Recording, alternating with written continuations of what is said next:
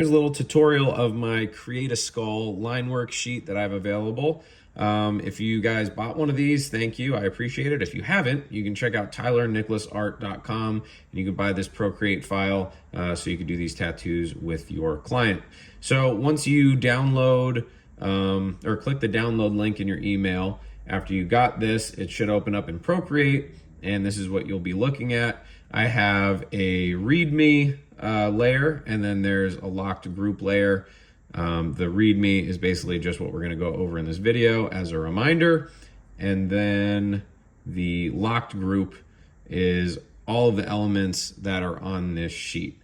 So first, you have your client in, they say, I want the skull with the mummy wrap. So what you would do in order to not non-destructively edit this file, I have everything locked, but you are able to swipe over on these files and duplicate them. So first you would swipe over to the left on the skull and duplicate it, and then you're going to drag it up above the locked group. So that automatically unlocks your duplicated skull once you drag it outside of the locked group. And then you'd come down here and find mummy wrap. You'd swipe over to the left and you duplicate it, and then you grab it and drag it above the locked group. Now, sometimes you will accidentally create a new group. You can just delete that after you're done editing it. So to get rid of the sheet, you just toggle off the locked group visibility, and now you have the skull and the mummy wrap visible. All the accessories on this sheet are drawn to size. So all you have to do is select the layer that your accessory is on and drag it right over the skull. You don't have to resize anything. If you resize it before you fix it to the skull, it will not fit. So right there is where it fits.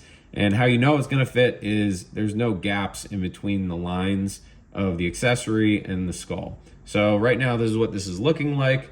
And in order to get this to be a stencil ready drawing, you're going to go onto the skull layer and you're just going to erase the lines that shouldn't be there. So anything that is over top of the mummy wrap, which should be on top of the skull, you're just going to erase.